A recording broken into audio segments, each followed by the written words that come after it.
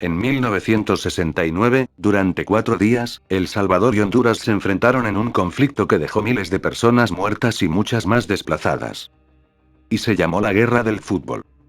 Tras 90 minutos en el Estadio Azteca de Ciudad de México, el partido iba 2-2. Era el tercer encuentro entre Honduras y El Salvador en menos de 3 semanas. La razón era simple, pero a la vez enorme: ambas selecciones se disputaban un cupo para el Mundial de México 70.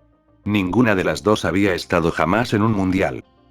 El Salvador, que es el país más pequeño de Centroamérica, tenía una población cercana a los 3 millones de habitantes en 1969.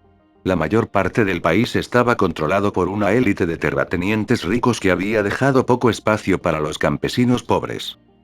Honduras, por su parte, aunque también estaba dominado por una élite similar, tiene 5 veces el tamaño de El Salvador y en ese momento apenas contaba con 2,3 millones de habitantes.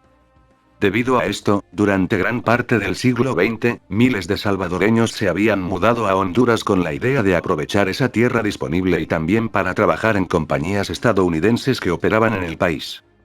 Cerca de 300.000 salvadoreños estaban viviendo en Honduras en el momento en que comenzó el conflicto. Esa élite salvadoreña había promovido la migración masiva, para así aliviar la presión sobre la posesión de la tierra y los llamados para hacer una redistribución. Pero a su vez, los migrantes habían creado un gran resentimiento entre los campesinos hondureños, que a su vez libraban una batalla simultánea por la tierra contra la élite de su país. En medio de esta situación, el gobierno de Honduras aprobó una reforma agraria para evitar más tensiones. El problema fue que esa ley se enfocó no en la tierra que poseían los terratenientes y las compañías estadounidenses, sino en la que tenían los migrantes. El entonces presidente hondureño, Oswaldo López Arellano, comenzó a deportar a los salvadoreños que habitaban su país. Además de esto, existía una disputa limítrofe en una zona conocida como el Golfo de Fonseca, un pequeño sector de agua en la costa del Océano Pacífico que comparten Honduras, El Salvador y Nicaragua. En gran medida, esta guerra tuvo que ver con la tierra disponible, demasiada gente en un lugar demasiado pequeño, y la oligarquía gobernante simplemente alimentó el fuego con la ayuda de la prensa, le dijo a la BBC Dan Hagedorn, el autor de 100 horas de guerra.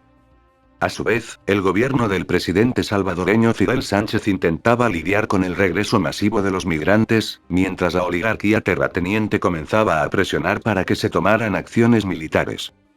Los medios comenzaron a publicar reportes sobre la persecución a los salvadoreños, en los que se incluían testimonios de violaciones y asesinatos.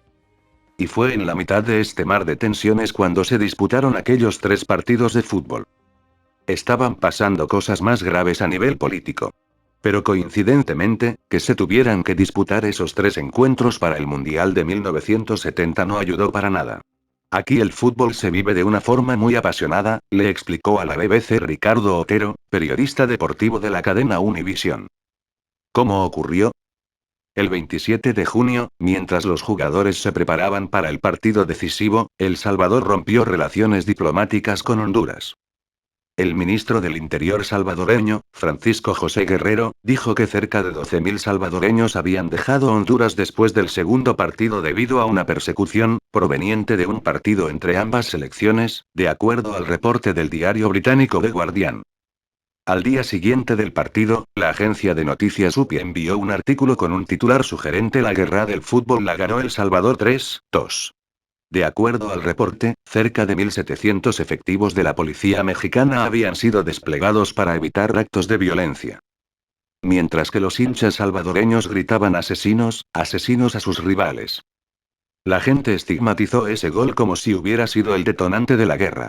Igual, la guerra hubiera comenzado con o sin ese gol. Tras el partido, las escaramuzas fronterizas se intensificaron.